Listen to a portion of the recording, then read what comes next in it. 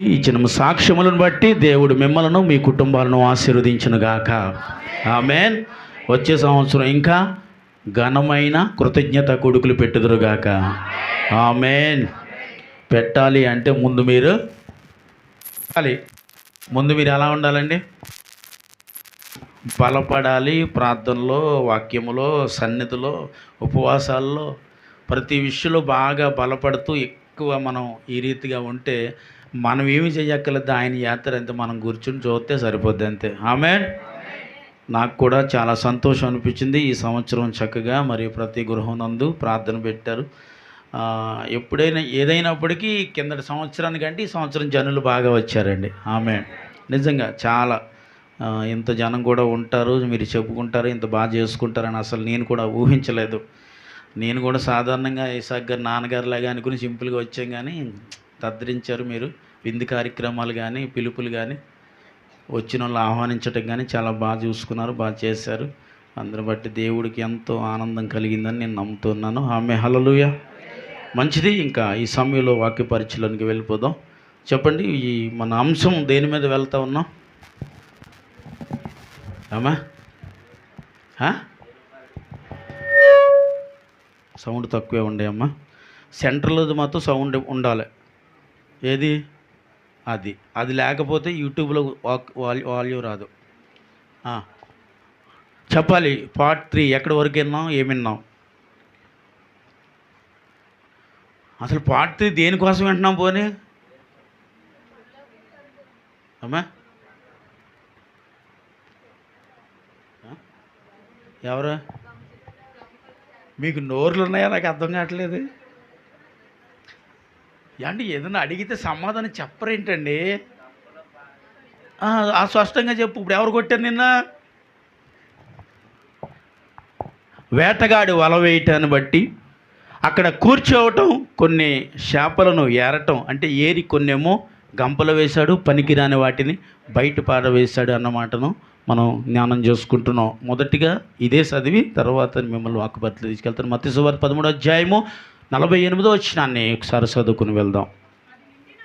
అది నిండినప్పుడు దానికి దరికి లాగి కూర్చుండి మంచి వాటిని గంపలలో చేర్చి చెడ్డ వాటిని బయట పారవేయుదురు.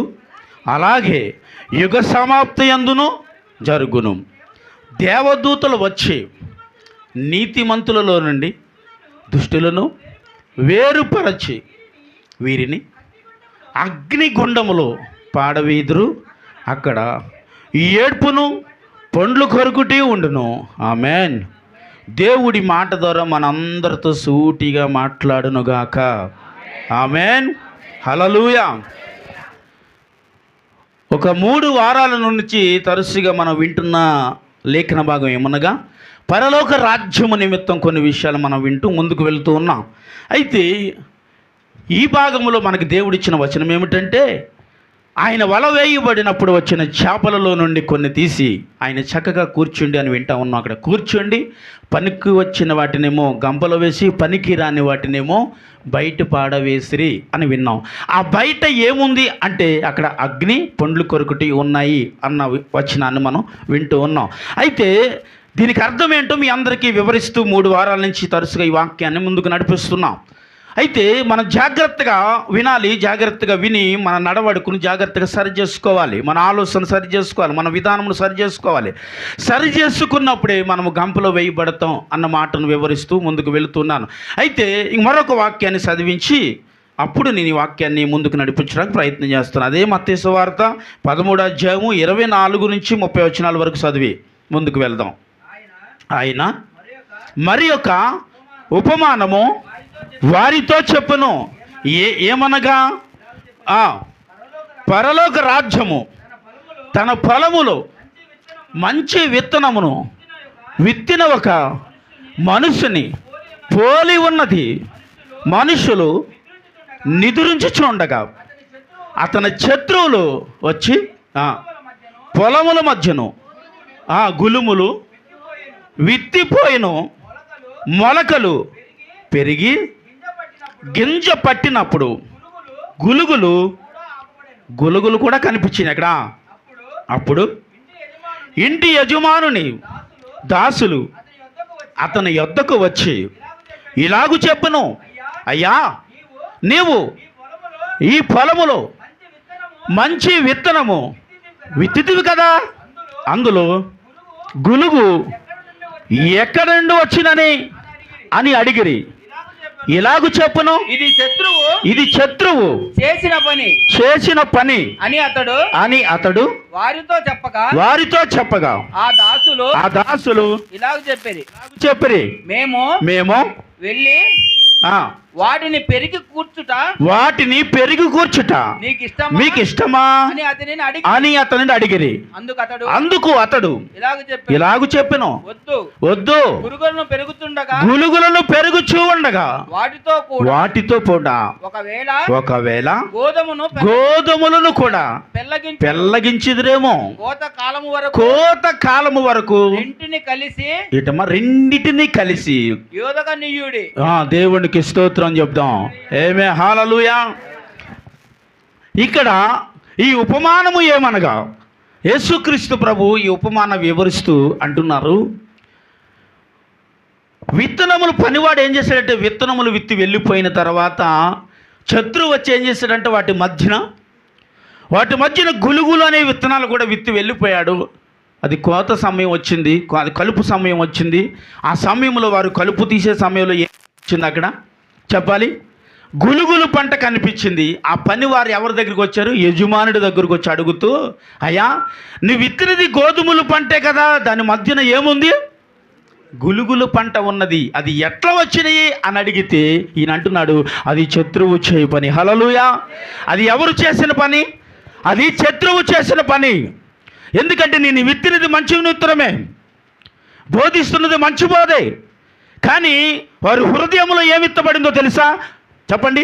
గులుగులు అనబడిన విత్తనము, లోక సంబంధమైన విత్తనము, లోక సంబంధమైన ఆలోచన అనే విత్తనాలు విత్తేశాడు. అయితే ఆ పనివాడు అంటున్నాడు, ఓకే ప్రభువా, వాటిని నేను పెరికివేయాలనుకుంటున్నాను, వాటిని ఆ పంటలో నుంచి తీసివేయాలనుకుంటున్నాను, ఇది నీకు ఇష్టమేనా అని ప్రభువుని అడిగినప్పుడు ప్రభు అంటున్నమాట, వద్దు, వాటిని ఇప్పుడు మీరేమి చేయొద్దు. ఎప్పుడు తీయాలి వీటిని? కోత కాలమున వాటిని దిద్దిరిగాను. ఎందుకో తెలుసా? ఒకవేళ ఇప్పుడు మీరు వాటిని పెరిగితే వాటి పాటు ఏం పోతుంది? గోధుమలు పంట కూడా పాడైపోతుంది. కాబట్టి మీరేం చేయాలో తెలుసా? అవి గోధుమలు పంట ఎదుగు వరకు, దాని గోధుమలు కాయ వరకు, అప్పుడు వరకు ఆ పంటను మీరు ముట్టుకోవద్దు. హల్లెలూయా. ఆ తర్వాత మీరు ఏం చేయాలో తెలుసా? వాటి నుండి దేనిని పెరికివేయాలి చెప్పాలి? దేనిని పెరికివేయాలి? గులుగు పంటను పెరికివేయాలి. పెరికివేసి ఏం చేయాలి? దానిని అగ్నితో కాల్చవాలి. స్తోత్రం చెప్దాం. హల్లెలూయా. దేనితో కాల్చాలి? దానిని అగ్నితో కాల్చివేయాలి. ఈ గోధుమ పంట ఎవరు? ఎత్తబడిన విత్తనాలు రెండు రకాలు ఉన్నాయి. ఒకటేమో గోధుమ పంట అయితే, మరొకటి గులుగు విత్తనములు ఇక్కడ విత్తబడి ఉంది. హల్లెలూయా. ఈరోజు సంఘాలలో ఎంతోమంది శ్రేష్టమైన గోధుమ పంట విత్తుతూ ఉండగా సాతానుడు ఏమి విత్తుతున్నాడు? కొంతమంది హృదయాలలో ఏమి విత్తుతున్నాడండి? గులుగులు అనే పంట విత్తుతున్నాడు, అసూయ అనే పంట విత్తుతున్నాడు, కోపం అనే పంట విత్తుతున్నాడు, పాపం అనే పంట విత్తుతున్నాడు వాడు. ఇది ఎవరు విత్తుతున్నారంటే సాతానుడు విత్తుతున్నాడంట. ఎక్కడ విత్తుతున్నాడు? వీడి సంఘములో విత్తుతున్నాడు. దేవుని సంఘములో ఎవడు ప్రవేశించాడు? ఇప్పుడు సాతానుడు ప్రవేశించాడు. దేవుని సంఘాలలోనికి సాతాను ప్రవేశించి వాడు పనివాడు చేస్తున్నాడు.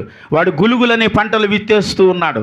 అందును బట్టే ఈరోజు శ్రేష్టమైన సంఘాలలో కూడా ఎంతోమంది దేవుని వాక్యమని దేవుడికి భయపడేవారు ఉన్నారు, దేవునికి భయపడని వారు ఉన్నారు, దేవుడు అంటే ఆత్మీయంగా ఎదుగువారు ఉన్నారు, ఆత్మీయత లేని వారు ఉన్నారు, దేవుని యందు భయభక్తులు కలిగి వారు పాపాన్ని విసర్జించి బ్రతుకువారు ఉన్నారు, దేవుడు అంటే భయం లేక పాపంలో బ్రతుకువారు ఉన్నారు.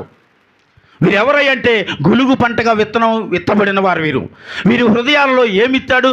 ఎవడని రాయబడింది అక్కడ? శత్రువు అనగా అపవాది విత్తాడు. వాడు విత్తిన విత్తనం ఏంటిది? లోక సంబంధమైన పంట విత్తాడు. దానిని దేవుడు ఏమంటున్నాడంటే గులుగులు. ఈ లోక సంబంధమైన పంటను విత్తినప్పుడు చెప్పాలి ఏమంటుంది? అయ్యా నేను వీటిని ఇప్పుడే నేను పెరిగి వేస్తున్నాను వీకి అంటే, వద్దో, దీన్ని విత్తే సమయం ఇది కాదు. ఎప్పుడు విత్తాలి? కోతకాల సమయమున అనగా దేవుని రాకడ సమయములో ఏం చేయబడుతుందండి?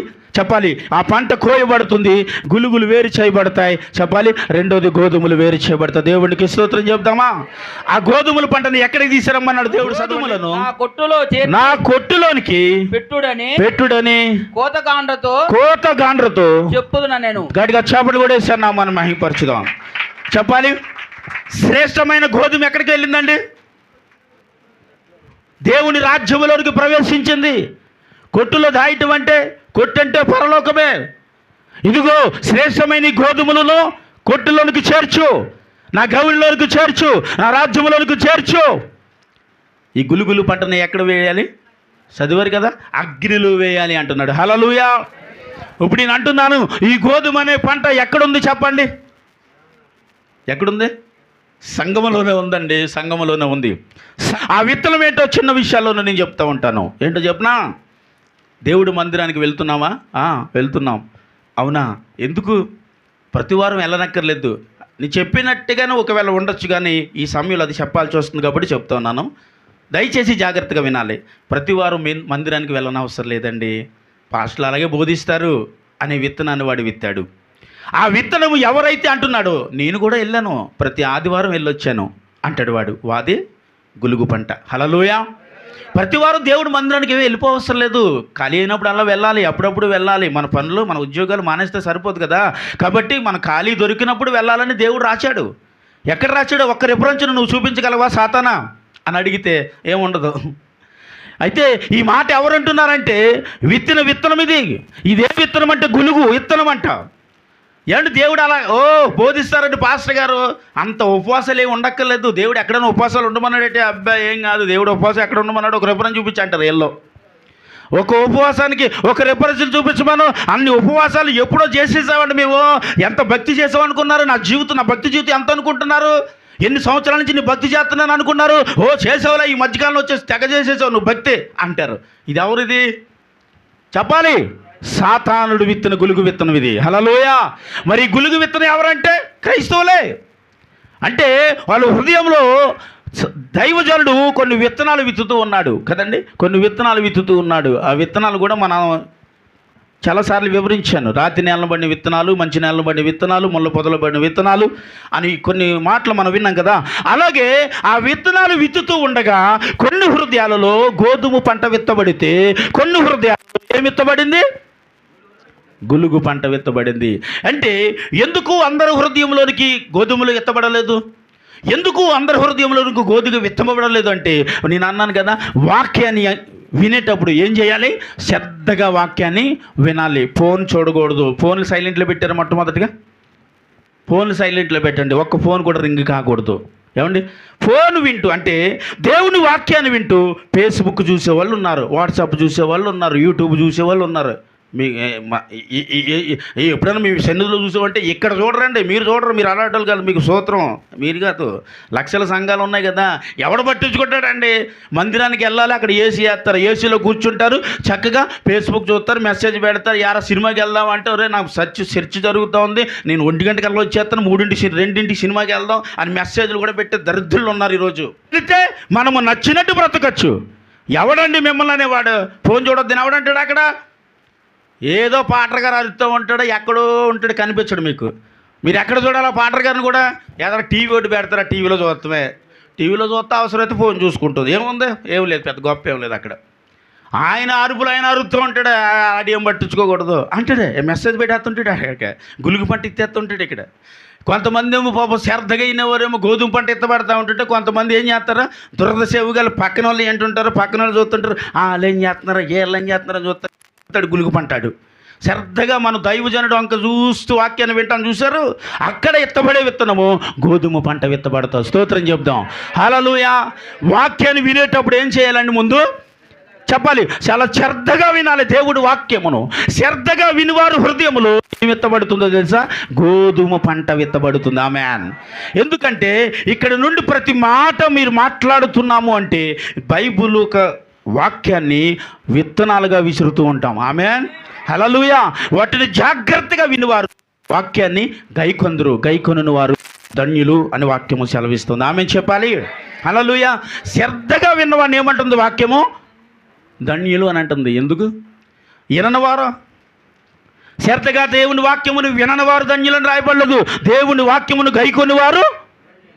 ఆమేన్, హల్లెలూయా.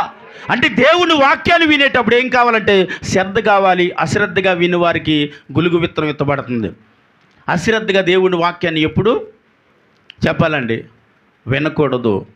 దేవుని వాక్యము వినేటప్పుడు మనము దేని వైపు చూడకూడదు. నీ దృష్టి దేని మీద ఉండకూడదు, నీ ఆలోచన దేని మీద ఉండకూడదు. నీ ఆలోచన అంతా దేని మీద ఉండాలి చెప్పాలి, నీ ఆలోచన అంతా దేని మీద ఉండాలి? దేవుని వాక్యమును విత్తుతూ ఉండగా ఆ ఒక్క విత్తనం అన్న మిస్ అవుద్దేమో అని ఆలోచనతో ఉండాలి. ఆమేన్, హల్లెలూయా. ఈ విత్తే ఒక్క విత్తనము కూడా ఈరోజు నేను వదలకూడదు అనేటట్లుగా రావాలి. ఆమేన్ చెప్పాలి ఇప్పుడు. హల్లెలూయా. ఎప్పుడో 4-5 వారాల క్రితం ఒక వాక్యాన్ని చెప్పాను. ఏంటంట, వారు బలమైన విధాన్ని చేసి ఏం మోసుకు వెళ్ళారు? బంగారాన్ని మోసుకు వెళ్ళారు అన్న. ఆ బంగారాన్ని మోసుకు వెళ్ళటానికి వాళ్ళు ఏం కావాలంటే సంచులు కావాలి కదా. ఏమ్మా, సంచులు కావాలా? హ్యాండ్ బ్యాగులు ఎంత పడుతుంది మీకు? ఏమ్మా, ఇంకా ఇప్పుడు కొద్దిగా ఎంత హ్యాండ్ బ్యాగులు తెస్తారు. ఒక్కొక్క సంకం తగిలిస్తారు, ఇక్కడికి వస్తుంది ఎంత ఉంటుంది. అందులో బారు కూడా పడదు, ఒక కచ్చి పడద్దు అంతే. అందులో ఏముంటుందో తెలుసా అండి? ఒక కర్చీఫ్ ఉంటుంది, ఒక లిప్టిక్ ఉంటుంది, ఒక దువ్వెన ఉంటుంది, చెప్పాలి, ఒక పౌడర్ ఉంటుంది, ఫెయిర్ అండ్ లవ్లీ ఉంటుంది. అవన్నీ హ్యాండ్ బ్యాగులు ఓన్లీ అవి పడితే చాలండి, పెద్ద ఏమవుద్ది. ఎందుకంటే మళ్ళీ మోసి ఓపుకలు ఉండవు మనకి. కాబట్టి చిన్న హ్యాండ్ బ్యాగ్ పెట్టుకుంటాము, వాటికి కావాల్సినవన్నీ పెడతాము. మధ్య మధ్యలో వాక్యపరి జరిగేటట్టు బయటికి వెళ్తూ ఉంటాం. ఎందుకు వెళ్తారు పాపం?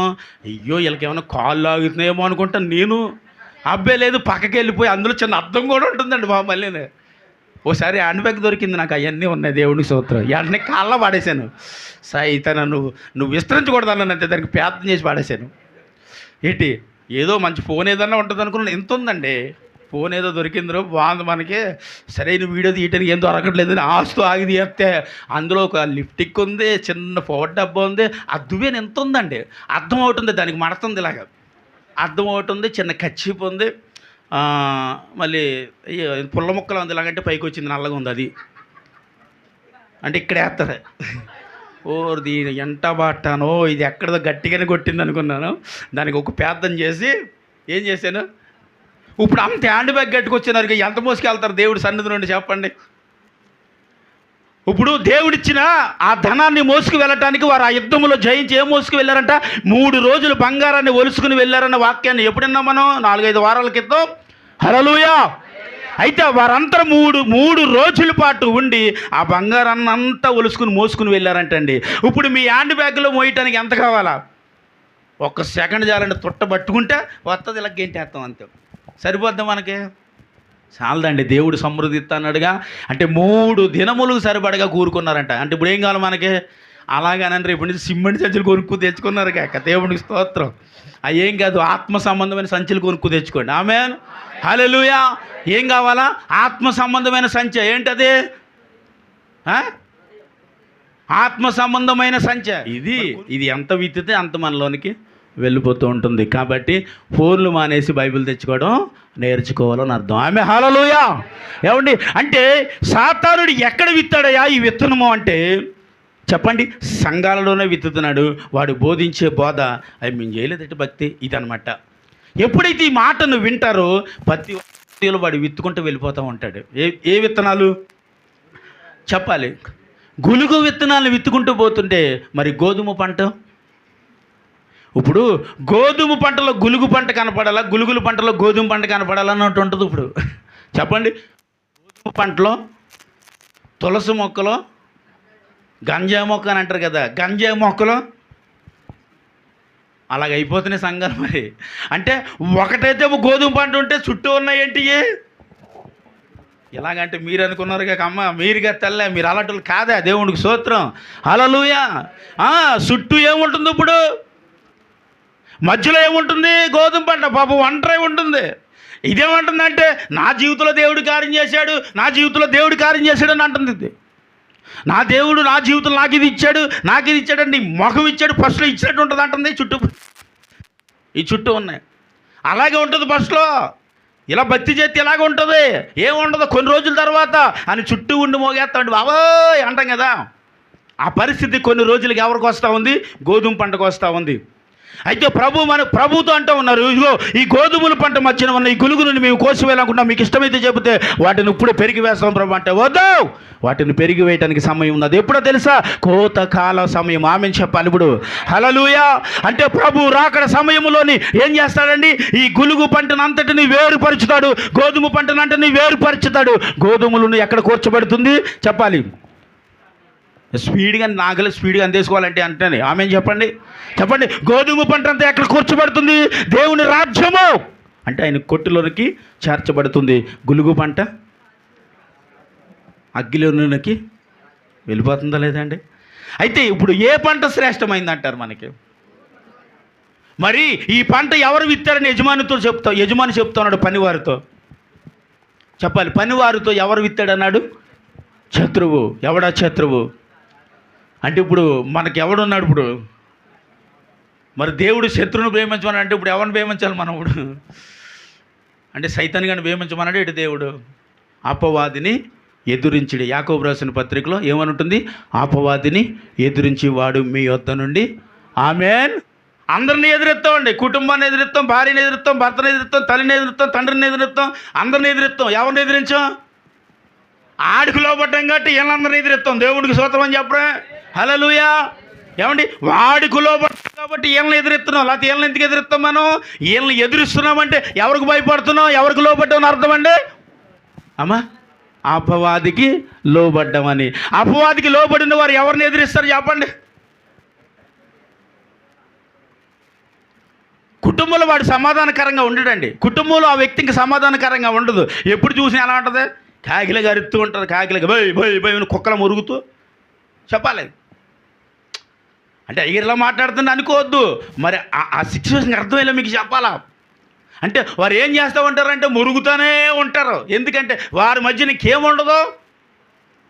సమాధానం ఉండేవాడు ఎక్కడున్నాడు? సమాధానం ఉండేవాడేమో పక్కనున్నాడు, సమాధానం లేనాడేమో మన దగ్గరికి వచ్చాడు. ఈడే గులుగు విత్తనాలు విత్తేసేవాడు.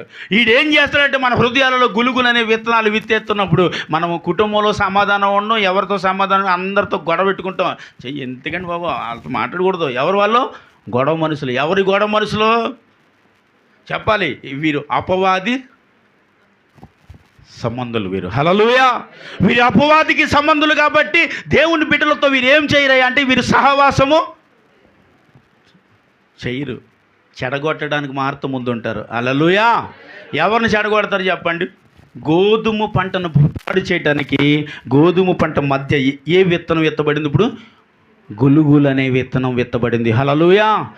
అయ్యా, మరి ఈ పంట ఎలాగ ప్రభా ఎప్పుడు తీయాలంటే ఆయన అంటున్నాడు, ఇదిగో కోతకాల సమయమున దాన్ని తీయాలి. ఈ కోతకాల సమయం వచ్చే వరకు ఈ గులుగు పంట ఏం చేయబడాలి? ఇప్పుడు వాటి మధ్యనే పెరుగుతుంది అది. అయితే దాని పనివాడు నీరు పెట్టక మానడు. నీరు పెడతానే ఉంటాడు. మరి పెట్టకపోతే ఎలాగా? ఆ ఒక్క గులుగు పంట కోసం గోధుమ పంట చంపేసుకుంటాడు అండి. దాని అంతటికి ఏం పెట్టాలా? నీరు పెట్టాలా. దానికి మళ్ళీ ఏం వేయాలా? ఎరువు వేయాలి. అంటే ఏం చేస్తున్నాడు ఇప్పుడు చెప్పాలి? బోధించే బోధలో విసుతున్న విత్తనాలలో ఎవరికి పని చేస్తున్నంటే గోధుమ పంట ఫలిస్తూనే ఉంది, దానితో పాటు గులుగులు పంట కూడా ఎదుగుతూనే ఉంది. అయ్యో, గోధుమ పంట ఎదిగిపోతుంది కాబట్టి గులుగు పంట వెదిగిపోతుంది కాబట్టి గులుగులు ఆ విత్తనానికి సంబంధించిన చెట్లు ఫలించేస్తున్నాయి కాబట్టి అవి ఫలించకుండా ఉండాలని మరి శ్రేష్టమైన గోధుమ పంటకు ఆహారాన్ని పెట్టకపోతే ఎలాగా? నీరు పెట్టకపోతే ఎలాగా? ఎరువు వేయకపోతే ఎలాగా? అయ్యా, అందుకని దీన్ని ముందే తీసేద్దామని ఎవరు అంటున్నారు? పనివారు అంటున్నారు. పనివారు అంటే ఈయన అంటాడు కదా, వద్దు వద్దు వద్దు, వాటితో పాటు ఏం పోతుంది? ఇదేంటండి, ఆ మధ్యలో ఒక్కటే కదా ఉంది, పీకెత్తే వదిలిపోద్దిగా. అది పీకేటప్పుడు ఒక్క గోధుమ పంట అయినా ఒకవేళ నువ్వు పీకేస్తావేమో. దేవుని చూడండి ఎంత ప్రేమ. హల్లెలూయా. దేవుడికి ఎంత ప్రేమ అంటే తీసేయండి, దాంతోపాటు గట్టిగా పోతే ఏం పోతాయి? ఇంత పంటలోనే ఇంకో రెండు గోధుమ మొక్కలు పోతే అర్థం ఏమైపోయింది? పీకి పాడండి, ముందు ఏం పోవాలి అర్జెంటుగా? మరి దేవుడు ఆవేశపడలేదే. దేవుడు దేని కొరకు ఆలోచించాడు? ఒక్క గోధుమ విత్తనం కొరకు ఆలోచించిన దేవుడు. ఆ మధ్యలో చాలా గులుగు పంట ఉంది, కానీ దాని నిమిత్తం ఒకవేళ నీకు నేను ఇష్టపడి ఆ గోధుమ పంట కూడా నువ్వు పెరిగి వేస్తావేమో. అలా పెరిగి వేయబడకుండా ఉండాలంటే ఎదిగే వరకు ఎదురు చూడాలి. హల్లెలూయా. ఎదిగే వరకు, దేవుడు రాకడ వచ్చే వరకు ఏం చేయాలి? చెప్పాలండి, దేవుడు రాకడ వచ్చే వరకు అప్పుడు పెరికివేయబడుతుంది ఏమి విత్తనం, అప్పుడు వెంచివేయబడుతుంది ఏమి చేప ఇది, పనికిరాని చేప. హల్లెలూయా. ఈ పనికిరాని తీసి ఎక్కడ వేశాడంటే బయట. పనికొచ్చేదానని ఎక్కడ అన్నాడు, ఇక్కడ పుట్టలో అన్నాడు, అక్కడేమో నా గాదిల్లో అన్నాడు. దేవునికి స్తోత్రం. హల్లెలూయా. అయ్యా, ఇదేంటంటే దేవుని రాజ్యము. ఈ దేవుని రాజ్యములోనికి వెళ్ళటానికి గోధుమ అనగా అది శ్రేష్టమైన పంట. ఆమెన్ చెప్పండి. హల్లెలూయా. అది శ్రేష్టమైన పంట కాబట్టి ఆ శ్రేష్టమైన వ్యక్తిగా ఒకవేళ నువ్వు బ్రతికితేనే దేవుని రాజ్యములోనికి పోతావు. అమ్మా స్తోత్రం చెప్పాలి. హల్లెలూయా. ఇవాళ నుంచి పేరెత్తలండి. మీరు అన్నారు కదా, పేరెత్తితే నిద్ర మళ్ళీ యూట్యూబ్లో అందరూ వింటారు. దేవుని స్తోత్రం. హల్లెలూయా. ఒరే బాబా, రేపు ఆదివారం నుంచి వచ్చేటట్టు గుప్పుడు రాయిలు తీసుకురా, రాయికి రాస్తానంతే. హల్లెలూయా. ఏం చేస్తాను, నిద్ర ఉన్న వాళ్ళకి నెత్తికి దాంతోపాటు ఒక కాటులో కట్టి కట్టాలి. అంత కట్టి కొట్టేస్తారటండి. కొట్టేస్తా మీరు రావు, ఎక్కడికి వస్తా, నిద్ర వచ్చేస్తే పడుకుంటాం అంతే ఇంకా అంటారు. దేవునికి స్తోత్రం. హల్లెలూయా. అయ్యా, ఇది ఏమి పంట అంటే శ్రేష్టమైన పంట. ఇది గోధుమ అనగా దేవుడికి ఇష్టమైన పంట. గోధుమ అనగా శ్రేష్టమైన ఆశీర్వాదకరమైన పంట. చప్పట్లు కొట్టేసాను, మనం మైంపరచాలి. హల్లెలూయా. ఇప్పుడు శ్రేష్టమైన పంటగా నువ్వు ఉండాలనుకుంటున్నావా, గులుగు పంటగా ఉండాలనుకుంటున్నామా? అంటే గులుగు పంటగా ఉండాలంటే అయ్యా మీరు విత్తే విత్తనం ఒకవేళ నేను ఆహ్వాసిస్తున్నాను, దానిని వింటున్నాను, దాని పరంగానే నేను బ్రతుకుతున్నానంటే నువ్వు గోధుమ పంట విత్తబడిన వ్యక్తిగా నువ్వు బ్రతకగలవు. ఆమె చెప్పాలి. నా మొఖమే కదా అలాగే చెప్తారు. లై గారు అన్నవాడు అందరికి పోతే వీళ్ళకి ఏమి ఇచ్చేస్తాడు. దేవుడు ₹1 ఇవ్వబోతున్నాడు అంటే ఆమె అంటారు, కానీ సాయితాన్ గడు ఏమి ఇస్తున్నాడు అంటే చెప్పరండి. ఏమి ఇచ్చేస్తాడని భయం మీకు. అంతా విశ్వాసం ఏంటండి. అలా ఆమెనన్న మాత్రం కాదు, ఎలా వచ్చేస్తాడు మన దగ్గరికి? వాడిని ఎదిరించలేరా ఏంటి మీరు? అపవాదిని ఎదిరించలేమా? ఎదిరించగలమా? వాడిని ఎక్కడ పెట్టాడు దేవుడు చెప్పాలి. ఎక్కడ పెట్టాడు? ఎందులో ఉందా మాట? రోమాపత్రిక 16వ అధ్యాయము 20వ వచనంలో ఉంది. దేవుడికి స్తోత్రం. మొన్న ఎగ్జామ్ ఉంది కదా నీకు. హల్లెలూయా. ఏమండి, సాతానుడు ఎక్కడున్నాడు ఇప్పుడు? వాడు కాళ్ళ కింద ఉంటే వాడికి ఎందుకంటే మనం భయపడతాం. వాడికి భయపడవద్దు, స్పష్టంగా మీరు మాట్లాడాలి. హల్లెలూయా. హల్లెలూయా. ఇప్పుడు మనము గోధుమ పంటగా ఉండాలన్నదే నీ ప్రయాస. అలా ఉండాలి అంటే విత్తుతున్న ఈ విత్తనములన్నీ ఏం చేయాలి? నువ్వు జాగ్రత్తగా హృదయంలో భద్రం చేయబడితే ఆయన నీరు అని అంటిగట్టి అది ఫలించుటకు దేవుడు సహాయం చేస్తాడు. హల్లెలూయా. అంటే ఈ విత్తబడిన ఈ విత్తనము ఎప్పుడు కోయబడుతుందయా అంటే దేవుని రాకడలో వేరుపరచబడుతున్న విత్తనాలు ఇవి. హల్లెలూయా. వేరుపరచబడుతుంది ఎప్పుడయ్యా అంటే ప్రభు ఈ భూమి మీదకి రాబోతున్నప్పుడు, రెండో రాకడగా ప్రభు ప్రవేశించుచున్నప్పుడు, ఈ భూమి మీదకి ఆయన వస్తున్నప్పుడు, అప్పుడు దేవుని దూతలు ఏం చేస్తాయి? యుగ సమాప్తి ముందు ఆయన దూతలు వచ్చి వేరుపరిచదంట. హేయ్ నువ్వు మాతో రావాలి, హేయ్ నువ్వు రాకూడదా అంటే నాగలే గారవలా ఏం చేస్తే చెప్పాలండి. మన పిల్లకట్టుకుని తీసి టింగిని మడిచేస్తాయి, ఇలా ఎత్తి టింగిని మడిచేస్తాయి. ఎక్కడ చెప్పాలి? ఎక్కడ బుట్టలో అని చెప్పుకోవచ్చు కదేంటి? బయట పాడేస్తారు. ఇంకా బయట పాడేసే చేపల్లాగా ఉండండి ఎప్పటికప్పుడు మీరు.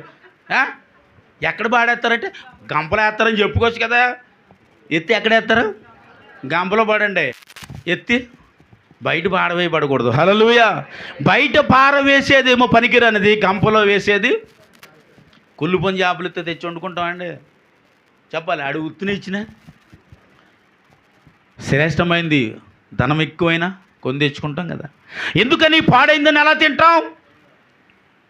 నీ ఆత్మీయ జీవితం పాడైపోతే, నీ ఆలోచన విధానం పాడైపోతే, నీ పరిచర్య జీవితం పాడైపోతే, నీకు దేవుడి సన్నిధిలో ఎదిగే విధానం పాడైపోతే మనము కూడా పాడైపట్టి కుళ్ళిపోయిన చేపతో సమానం. కుళ్ళిపోయిన చేప తినడానికి పనికిరాదు, దేవుని రాజ్యంలో ప్రవేశించడం సరిపోదు. కనీసం చిన్న బోధులు కూడా ఎత్తానికి చచ్చిపోయింది ఎత్తదండి. ఇంకా చెప్పాలి. అందులో పాడేసాక ఏమైపోద్ది? నీరు ఎటు వెళ్తే అటు దేవుడికి స్తోత్రం చెప్పాలి. హల్లెలూయా. నీరు ఎట్టిపోతే అటు కొట్టుపోతుంది. కొట్టుపోయి దేనికి ఆహారం అవుతుంది అది? చెప్పాలి. ఏదో ఒక పక్షికి ఆహారముగా నువ్వు ఆత్మీయతలో ఒకవేళ చనిపోతే ఎవరికి ఆహారం అయిపోతావు? సాతానుడికి ఆహారంగా మారిపోతాం. వాడు తీసుకెళ్ళి మనల్ని ఎక్కడ పెడతాడు? పాతాలను పెడతాడు. అదే శ్రేష్టమైన గోధుమ పంటగా ఒకవేళ నువ్వు విత్తపడితే పంట కోయపడతావు. ఎప్పుడిది? ప్రభు రాకడలో ఆ పంట కోయబడుతుంది, దేవుని సన్నిధికి చేర్చబడుతుంది. ఆమేన్ చెప్పి చప్పట్లు కొట్టాలి ఇప్పుడు. హల్లెలూయా. ఇది ఏమయ్యా అంటే ఇది శ్రేష్టమైన పంట అని దేవుడు అంటున్నాడు. ఇది శ్రేష్టమైన పంట, ఆయన యందు విశ్వాసం ఉంచి వారు మాత్రం ఈ పంట కోచెదరు. ఆమేన్ చెప్పాలి. చూడండి ఒకసారి మరొక వాక్యాన్ని నేను చూపిస్తూ ఉంటాను. యోహాను సువార్త, ప్రతి ఒక్కరు తీయాలి. యోహాను సువార్త 3వ అధ్యాయము 38వ వచనం.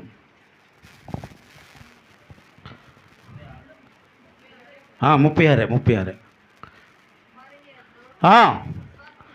కుమారుని యందు విశ్వాసము ఉంచువారే నిత్య జీవము గలవారు, కుమారునికి విధేయుడు కానివాడు జీవమును చూడడు. అందరూ ఆమేన్ అని చెప్పి హల్లెలూయా అనండి.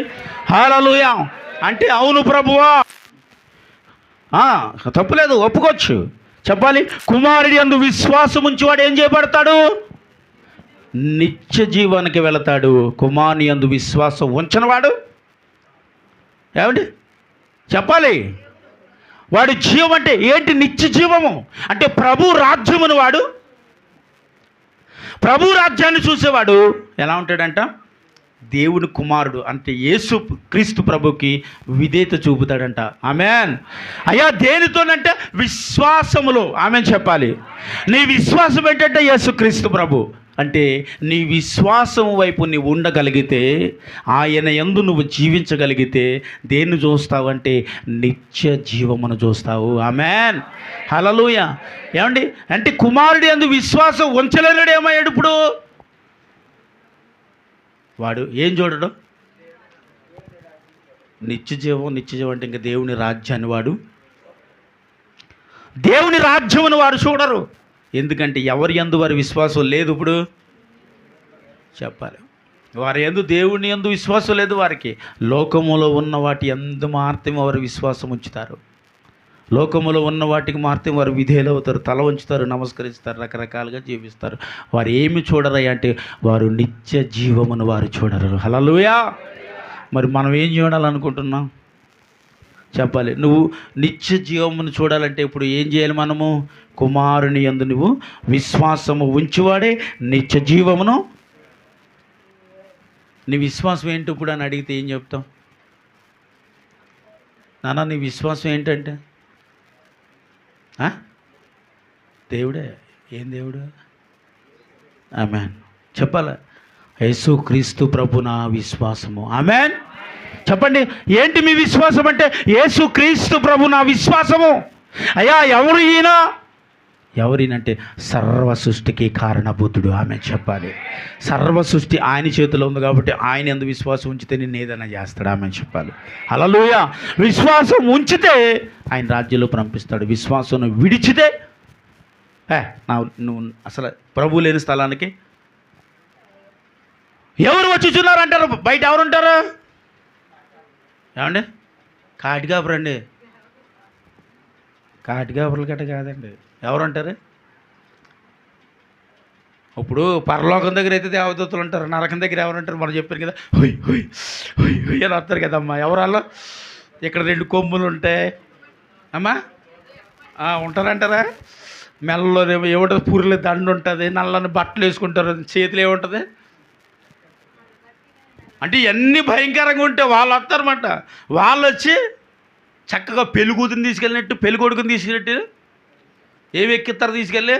మనం చెప్పాను కదమ్మా, పరలో అగ్ని పాతాళానికి వెళ్ళి బస్సు ఎక్కిస్తారు వీళ్ళు. హల్లెలూయా. ఏ బస్సు ఎక్కిస్తారు? పాతాళానికి వెళ్ళి బస్సు ఎక్కిస్తారు. మనం ఏమంటామంటే బాబోయ్ నేను రాను బాబోయ్. మనం ఏం చేస్తాం? ఇంక నేను రానన్నా చేసేది ఏం లేదు. ఏం చేస్తారా? కాళ్ళు చేతులు కట్టేసి ఎక్కడ పాడేస్తామండి? మాట విన్నాను ఏం చేస్తాం? బాబాయ్ నేను స్కూల్కి వెళ్ళను బాబా అంటే ఏం చేస్తాడండి నా నాన్న? అమ్మా కొట్టి తీసుకెళ్ళి స్కూల్లో కూర్చోబెట్టి జాతకం నేర్చుకోరు అబ్బాయి. ఆడికి కాసేపు అయిపోయిన తర్వాత మా నాన్నకి ఫోన్ చేయండి, మా నాన్నకి ఫోన్ చేయండి, వెళ్ళిపోతానంటే ఈ టీచర్ భరాయించలేక ఫోన్ చేద్దాక అక్కడ నీకు నాకు ఫోన్ చేసాడు ఎవడు ఉండడా? బాబు యేసు బాబు గారు ఈడు అసలు భరించలేకపోతాడు, ఏడు చేస్తున్నాడు, వచ్చి తీసుకెళ్ళనంటే మరి బాబు ఏడుతున్నాడు అంట, ఇలాంటి తీసుకురా బాబు. మిమ్మల్ని ఎవరిని పెట్టలే, నేను పెట్టుకుంటాను. ఆ మహేష్ గడు ఉండలేకపోతుంటే పాతాల్లోనే వెళ్ళండి అని తీసుకురండి అన్నానికి. అక్కడ ఫోన్లు ఉండవు, టవర్స్ ఉండవు, సిగ్నల్ ఉండదు, గూగుల్ గట్ట ఏమి ఉండదు అక్కడ. ఫోన్ మ్యాప్ చూసుకుని వెళ్ళిపోదాం అనుకోవడానికి ఓపెన్ చేసుకుని అసలు పరలోకం ఎటు ఉందో నరకం ఎటు ఉందో లేటెస్ట్ అయిపోయినాయి కదా. తెలియని ఊరు కూడా గూగుల్ చూసుకుని వెళ్ళిపోతున్నాం. అక్కడికి వెళ్ళిన తర్వాత గూగుల్ చూడడానికి ఏముండదు, అసలు ఫోనే ఉండదు అనుకోవడాన్ని. పోనీ ఎలాగోలా దాసేద్దాం, ఎక్కడ ఏ బూట్లోనో పెట్టేద్దాం, ఏ ప్యాంట్లోనో పెట్టేద్దాం, ఎక్కడ దిక్కిన దాసేసి పరలోకి వెళ్ళిన తర్వాత అప్పుడు ఎవడో చూడకుండా పాతాల్లోనే ఓపెన్ చేద్దాం అనడానికి ఏముండదు, మనతో పాటు ఏమి రాదు. పోనీ వచ్చిందా గూగుల్ ఓపెన్ చేస్తే సిగ్నల్ ఉండదు, ఏముండదు, టవర్స్ వేయడు అక్కడ, టవర్స్ కట్టి ఏముండవు అక్కడ, సిగ్నల్స్ ఉండవు, ఫోన్లు ఏమి పనిచేయవు. కాబట్టి మనకి సిగ్నల్ లాగా ఏం చేస్తాం, అటు తిరిగి ఇటు తిరిగి ఎటు మూడికి వెళ్ళినా నాకు సిగ్నల్ నీకు రాదు. కాబట్టి ఏడుస్తూ ఉంటే ప్రభువుకు ఫోన్లు అక్కడ ఏం పని చేయవు. కాబట్టి ఇంకా ఆ స్కూల్లో కుర్రాడని ఇంటికి వెళ్తాడేమో కానీ నువ్వు నేను ఇంటికి వెళ్ళాను, ఎక్కడ ఉంటాం అక్కడే ఉండి ఏడాల్సిందే. హల్లెలూయా. ఇప్పుడు దేవుని యందు విశ్వాసం ఉంచోడు ఏం చూస్తాడంటే నిత్య జీవమును చూస్తాడు. ఆమేన్. ఇప్పుడు వీడిని దేవదూతలు వచ్చి తీసుకెళ్తా ఉంటుంటే ఎంత హ్యాపీగా వెళ్తాడండి చెప్పాలి. పార్ట్ 2లో ఉంది, చూసారా మీరు? చూడలేదా? పార్ట్ 2లో పరలోకం పెట్టాను, ఎలా ఉంటుందో పరలోకం అంతా చూడండి. దేవుడికి స్తోత్రం. హల్లెలూయా. చక్కగా తీసుకెళ్తుంటే ఇంకేమి గుర్తుండదమ్మా, నీకు సగ్గర గుర్తుండరు, మీకు ఈయన గుర్తుండరు.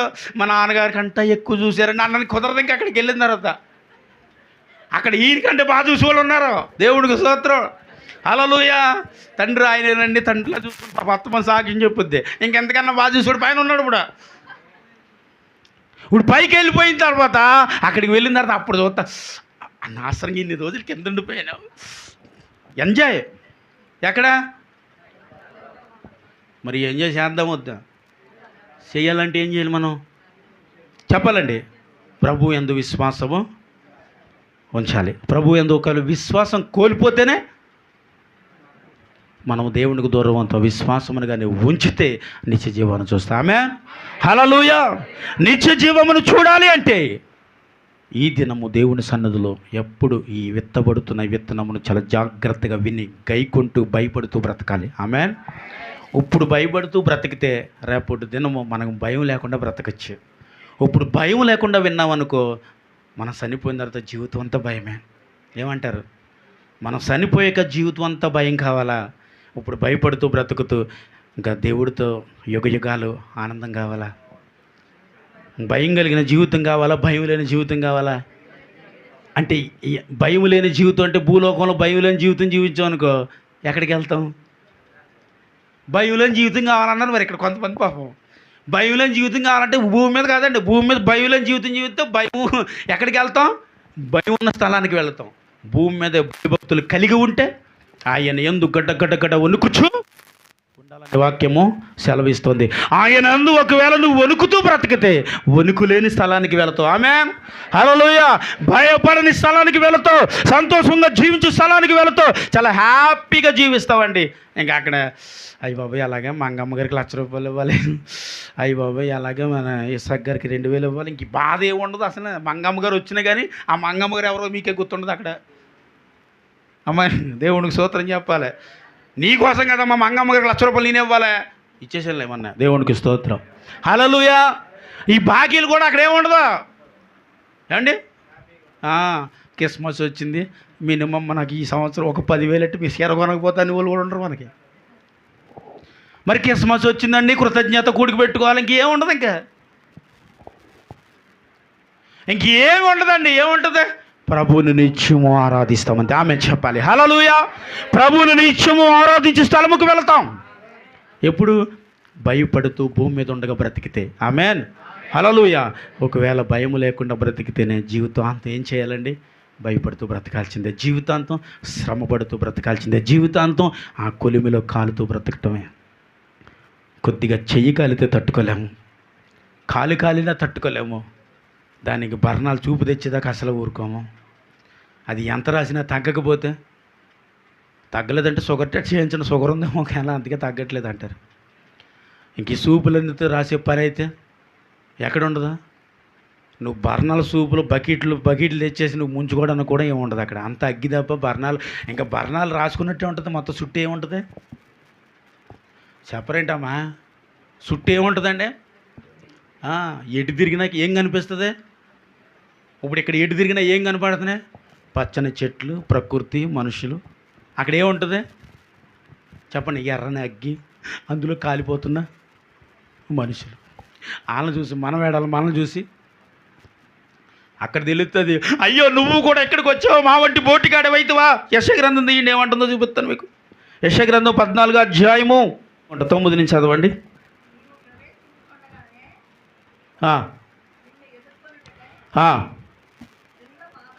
కింద పాతాళము నీ విషయమై కలవరపడుచున్నది, అది నిన్ను చూసి పీతలు రేపుచున్నది.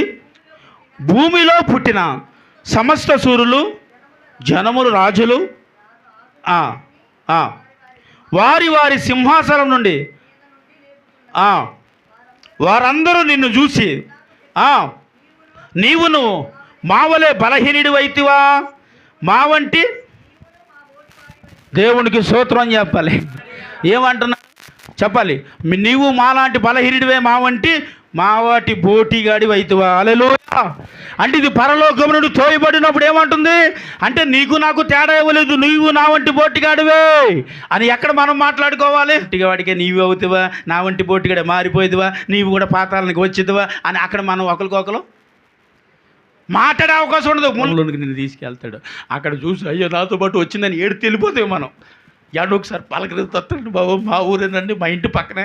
అబ్బే అదేం ఉండదు, అక్కడ వెళ్ళిపోవటమే, తోసేస్తాడంతే. దేవునికి స్తోత్రం, హల్లెలూయా. అదే నీవు కానీ దేవుని యందు ఒకవేళ భయభక్తులు కలిగి నీతిగా యథార్థంగా దేవుని యందు విశ్వాసం ఉంచి బ్రతికితే దేవుని దూతలతో సమానుగా నీవు అక్కడ ఆనందిస్తూ ఉంటామే. హల్లెలూయా. చెప్పండి, ఏం కావాలి మనకి? చెప్పాలి. 24 అంత ఏదో అయిపోయిందండి. 25 ఏం కావాలి మనకి? దేవుని స్తోత్రం. ఏం వద్దు, మాట్లాడలేదు. అందుని బట్టి మీ అందరికీ నా నిండు వందనాలు. ఆమె హల్లెలూయా. ఏం కోరుకోలేదండి. ఎంత బుద్ధిమంతులండి మీరు. అంటే ఎక్కడ అడిగారు? అడగలేదు కదా. నేను అడిగినప్పుడు నేను అడిగాను, బాబే ఏం కావాలి బాబే అని అడిగాను. ఒక్కరు నోరెత్తారా? బాబు పాతాళము, ఈ భయంకరమైన స్థలము, భయంకరమైన పరిస్థితుల నుంచి విడుదల కావాలి. ఈ భయంకరమైన పరిస్థితుల నుంచి నాయన మమ్మల్ని మేము రక్షించుకునే దేవుని అభిషేకము కావాలని అడగాల. హల్లెలూయా.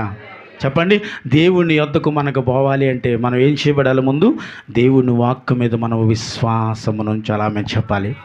దేని మీద విశ్వాసం ఉంచాలండి? దేవుని వాక్కు మీద మనము విశ్వాసము ఉంచేవారమైతే నిత్య జీవం మనం చూస్తాం. ఆమె చెప్పాలి. ఏమండి ఇదేంటి దేవుడు వాక్యం యందు విశ్వాసం అయితే ఇప్పుడు ఇక్కడ దేవుని కుమారుడు యందు విశ్వాసం ఉంచేవాడు నిత్య జీవం అని అంటున్నారు కదా. మరి వాక్యం మీద విశ్వాసం ఉంచేవాడు యోహాను సువార్త 1వ అధ్యాయం ఏముందో చూడండి ఒకసారి. మొదటి యోహాను సువార్త 1వ అధ్యాయము 1వ వచనం ఏమనుంది? ఆది యందు వాక్యముండును, వాక్యము దేవుని యొద్ద నుండును, వాక్యమే దేవుడు. చప్పటి కూడా వేసాను, నామని మహిమపరచాలి. వాక్యము ఎవరండి? వాక్యము దేవుడే ఉన్నాడు. అంటే మన విశ్వాసం ఇప్పుడు దేని మీద ఉందంటే దేవుడి మీద. Very good. మన విశ్వాసం దేని మీద ఉంది? దేవుని వాక్యం మీద. అన్న ఒకటే, దేవునికి స్తోత్రం చెప్పాలి. దేవుని యందు విశ్వాసం అన్నా దేవుని వాక్యం మీద విశ్వాసం అన్నా ఒకటే. అంటే దేవుని వాక్యం మీద మీ విశ్వాసము ఉంది అంటే మనము నిత్య జీవాన్ని చూస్తాం. విశ్వాసం లేదు అంటే వినుట వల్ల ఏం కలుగుతుంది అన్నది, వినుట వల్ల విశ్వాసము కలుగుతుందని రాయబడి ఉంది. వినుట వల్ల విశ్వాసం కలగటం అంటే ఏంటి? ఈ బోధించినడు వాక్యాన్ని విని చాలా ఏమైపోతాం, ఇంకెంత బలం వచ్చి తెలుసా, ఈ బాబు ఇంక ఈ రోజు నుంచి ఇలా ఉండకూడదు అంటది. దీన్ని ఏమంటాం? వినుట వలన కలిగిన విశ్వాసం. ఈ విశ్వాసం అనే నావలో నువ్వేం చేయాలా? నిలకడగా ప్రయాణం చేయాలి. కొంత దూరం వెళ్ళిన తర్వాత మళ్ళీ ఆ నావని వెనక్కి తిప్పకూడదు. ప్రయాణం చేస్తున్నాం, గమ్యం చూస్తే ఇంకా చాలా దూరం ఉంది, చేరలేమేమో, తినే ఆహారం అయిపోయింది, ఆర్థిక పరిస్థితి వచ్చింది అనేసి ఆ నావ వెనక్కి తిప్పేద్దామని అనుకున్నాం అనుకోండి, నువ్వు ఇక్కడ ప్రయాణం చేస్తున్నట్లు అవిశ్వాసములో మనం ప్రయాణము చేస్తున్నట్టు. కానీ విశ్వాసం అనే నావ వెనక్కి తిరగకూడదు. చెప్పండి, ఎలా వెళ్ళాలి? ముందుకు దూసుకుని పోవాలి. స్తోత్రం చెప్పాలి. హల్లెలూయా. ముందుకు దూసుకుని పోవాలి. వెళ్ళేటప్పుడు ఏమొస్తాయి ఇప్పుడు పడవలోని? చెప్పాలండి, విశ్వాసం అనే పడవ వెళ్ళేటప్పుడు కాలేస్తుంది, తుఫాను వస్తుంది, మధ్యలో అలలు రేగుతాయి, పిడుగులు పడుతూ ఉంటాయి, ఓ కెరటాలు వస్తూ ఉంటాయి, నీ నావ ఊగుతూనే ఉంటుంది. కానీ ఆ నావ ఊగుతూ ఉంది కదా అని భయపడిపోయి ఆ నావలోంచి మనం బయటికి దూకెత్తే ఎలాగండి? అవసరం అయితే నావ మునిగిపోయేవారు. కానీ ఇందులోనే ఒకవేళ నువ్వు అలా ప్రయాణం చేసేటప్పుడు ప్రభు ఏం చేస్తాడండి? ఆ గాలిని గద్దించక ఏం చెప్పింది? ఆగిపోయింది. దేవుడికి స్తోత్రం చెప్పాలి. ఆ పడవలో ఎవరున్నారంటే, బాబు నేనే ఉన్నానండి, నేను ప్రార్థన చేస్తుంటే ఏమైంది? ఈ పడవలోకి ఈ భయంకరమైన తుఫాను రాకుండా ఆపేవయ్యా, నీకు స్తోత్రం. హల్లెలూయా. పడవలో ప్రయాణం చేస్తుండగా ప్రభువా మేము నశించిపోతున్నాం అనిస్తే ఎవరు వచ్చారు అక్కడికి? ఆ పడవలో అప్పుడు ఎవరు లేరు? ప్రభు లేరండి. ప్రయాణం చేసేది శిష్యులు మాత్రమే ప్రయాణం చేస్తున్నారు. రెండు సార్లు జరిగింది. ఒకసారి ప్రయాణంలో యేసుక్రీస్తు ప్రభు ఉన్నారు, ఆయన ఏం చేస్తున్నారంటే నిద్రించుచున్నారు, అంటే పడుకుని ఉన్నారు ఆ సమయంలో. మరొకసారి యేసుక్రీస్తు ప్రభు లేని సమయంలో భయంకరమైన తుఫాను అక్కడ వచ్చింది. అయితే వీరేమనుకున్నారో తెలుసా? అమ్మో, ఆ రోజు యేసు ప్రభు ఉన్నారు కాబట్టి కాపాడారు, బాబోయ్ నశించిపోతున్నాం ప్రభు అని పిలిచేస్తున్నారండి. ఆ రోజు పడవలో ఎవరున్నారంట? యేసు ప్రభు ఉన్నారు కాబట్టి. అయినప్పటికీ అరిసి ఏమన్నారు? బోధకుడా మేము నశించిపోతున్నాం, నీకు చింతలదా లే అన్నారు. వెంటనే లేచి అవిశ్వాసం. ఎందుకు అవిశ్వాసంగా ఉంటారు? అవిశ్వాసముగా ఉన్నవారిని దేవుడు తిట్టి ఎవరిని గద్దించాడు? చెప్పాలి. సముద్రమును గాలిని గద్దించాడు. దేవుని స్తోత్రం. యేసుప్రభు ఆ రోజు పడవలో ఉన్నారు కాబట్టి. ఇప్పుడు ఆయన లేకుండా వచ్చింది. ఇప్పుడేంటి?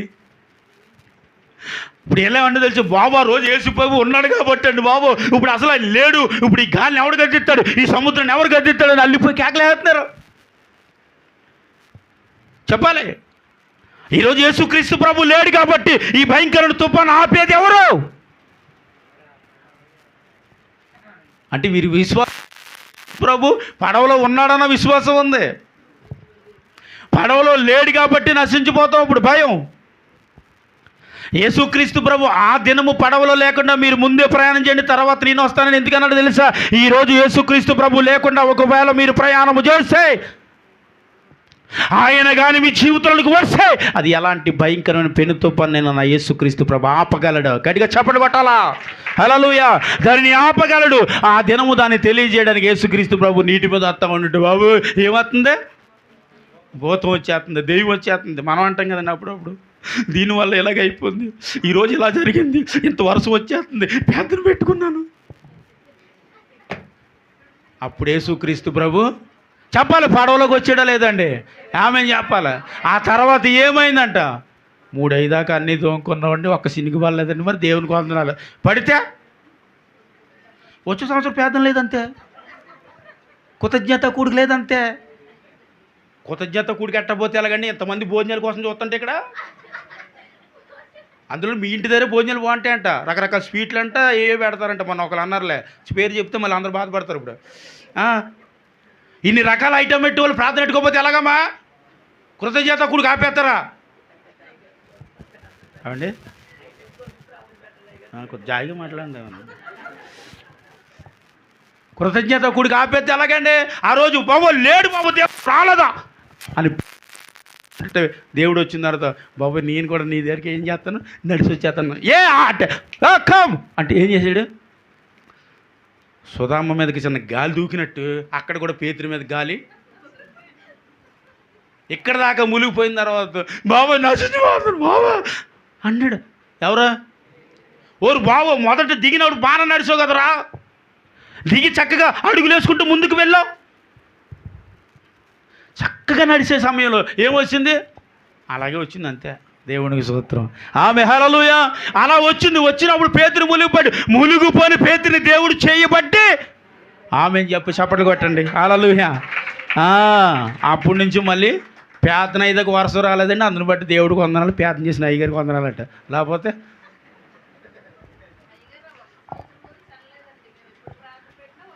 పోలేమ్మ, దేవుడి స్తోత్రం. అలా వదిలేండి.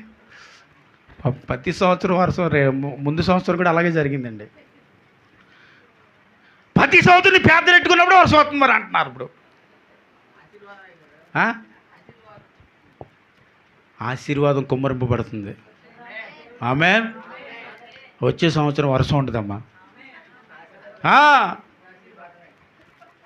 వర్షం రాకపోయిన ఆశీర్వాదం, వర్షం వచ్చిన ఆశీర్వాదనండి. ఆమేన్. హల్లెలూయా. ఇప్పుడు నేను అంటాను, ఏమండి అంత వర్షం వచ్చింది ప్రార్థన పెట్టుకుని, ఇప్పుడు భయంకరంగా తడిసిపోయి వాక్యాన్ని చెప్పిన వాళ్ళు ఉన్నారు, భయంకరంగా తడిసి ఎన్న వాళ్ళు ఉన్నారు. కానీ మనం ఏంటండి చక్కగా దేవుని ఆరాధించాం. ఆమేన్. హల్లెలూయా. ఎంతమంది వచ్చారండి, చక్కగా ప్రభువుని ఆరాధించారు. ఆరాధన అయ్యే వరకు ఎంత హ్యాపీగా జరిగింది. దేవునికి మహిమ కలుగును గాక. అన్యుల నోటి నుంచి ఏమన్నారు, దేవుడు గొప్పాడు. ఆమేన్. హల్లెలూయా. అందును బట్టి ఏ సమయంలో రావాలో ఆ సమయంలో వచ్చింది, ఏ సమయంలో ఆగాలో. వచ్చే సంవత్సరం వర్షంగానే వస్తే అంటే ఇంకా నెక్స్ట్ సంవత్సరం నుంచి ఖచ్చితంగా ఉండదండి. ఎందుకంటే మామూలు తీర్మానం కాదు, ఆవిడ తీర్మానం. ఎవడైనా సరే నోరు ముయ్యాలి, మడత పడాలంతే. దేవునికి స్తోత్రం. అంతేనండి. దేవునికి మహిమ కలుగును గాక. కాబట్టి ఇప్పుడు నుంచి మొదలెట్టాలి మీరు. వచ్చే సంవత్సరం ఆవిడ ప్రార్థన పెట్టుకున్నప్పుడు వర్షంగానే వచ్చిందనుకో, మీ ప్రార్థన మీద నాకు నమ్మకం లేదు. వీళ్ళేమో నన్ను తిడతారు, నేనేమో వీళ్ళ నన్నే తిడతారు. అయ్యగారు సరిగ్గా ప్రార్థన చేయలేదండి, మరి మొన్న సంవత్సరం అలాగే జరిగిందండి, ఈ సంవత్సరం అలాగే జరిగిందండి, కింద సంవత్సరం కూడా అలాగే జరిగిందండి అని మళ్ళీ సాక్ష్యం చెప్పే పరిస్థితి మన సంఘంలో. స్తోత్రం చెప్పాలి. హల్లెలూయా. ఏమన్నా అంతేనండి. ప్రతి సంవత్సరం లాగా జరుగుతుందండి కాబట్టి ఇంక ఈ ప్రార్థన అనే పరిస్థితి నెక్స్ట్ ఇయర్ నుంచి లేకుండా మీరు ఏం చేయాలా? అవసరం అయితే మీరు ఉపవాసాలు ఉండాలి. నేను ఉండలేను అనుకో, మీరందరూ ఉపవాసాలు ఉండాలని, మరి ప్రార్థన చేయాలని, మరి వాళ్ళ కుటుంబం నుంచి నేను మనవి చేసుకుంటున్నానండి. దేవునికి స్తోత్రం. ఖచ్చితంగా ఒకరోజు ఈ కుటుంబం కోసం, వచ్చే సంవత్సరం కృతజ్ఞత కూడు కోసం, వర్షం రాకుండా ఉండడం కోసం మనందరం ప్రార్థన చేయాలి. ఆమేన్. హల్లెలూయా. చెయ్యకపోతే పెంకులు ఊడిపోతాయి మనకందరికీ. నిజం చెప్తున్నాను అమ్మా. నువ్వు ముందే ఉంటావు. దేవునికి స్తోత్రం. మోకాలు దిగు ఇంకా దేవునికి మహిమ కలుగును గాక. హల్లెలూయా. కాబట్టి మనం ఇప్పుడు సాక్ష్యం ఏమని ఇచ్చారు? ఇప్పుడు వచ్చే సంవత్సరం ఏమని ఇవ్వాలి? దేవుని మహిమను ప్రకటించినట్లుగా ఉండాలి. ఆమేన్. హల్లెలూయా. అంటే ఏదో జోక్గానమ్మా, ఫీల్ అవ్వద్దు. నాకు ఎవరో ఒకరు వాడుకుంటాను కానీ వాక్యం చెప్పలేను. దేవునికి స్తోత్రం. నేను వాక్యాలు ప్రిపేర్ అయ్యి రాను ఎక్కడికే. నిజం నేను చెప్తున్నాను, వాక్యాలు ప్రిపేర్ అయ్యి రాను. నేను అంటాను, ప్రభు నేను వెళ్ళగానే అక్కడి నుంచి ఒక మాట నాకు ఏదో నోటి నుంచి వస్తుంది కదా, దాన్ని బట్టి ఫాలో అవుతాను అంటాను. ప్రతి ఇంటి దగ్గర వెళ్ళినప్పుడు వచ్చిన మాటను బట్టి ఫాలో అయిపోతాను. వాళ్ళ ఇంటికి వెళ్ళగానే కూర్చోండి అన్నది మంచం మీద, ఇది ఎట్రా వెళ్ళినప్పుడల్లా కుర్చీలేసేది మంచం మీద కూర్చోంటుంది. అప్పుడు అనుకో ఇలా చూస్తా, పొద్దున్నుంచి ప్రార్థన చేస్తున్నారు, వర్షం ఆపలేకపోయారు. ఓహో అదా అనుకున్నా. అప్పుడు అనిపించింది, సరే వెంటనే కూర్చోపోతే టెంకులు పడతాయి మనకి. వెంటనే పాప తర్వాత ఇసాక్ గారు వచ్చి, బాబు మీరు కూర్చోలా పోతుందని కుర్చీ తెచ్చేసారు మహానుబాబు. దేవునికి స్తోత్రం. అప్పుడే అర్థమైపోయింది ఎంత టెంకూడిందో నాకు. అబ్బాయి ఏం కాదండి, కోపం వచ్చాయి ఆవిడికి, నాకు తెలుసు.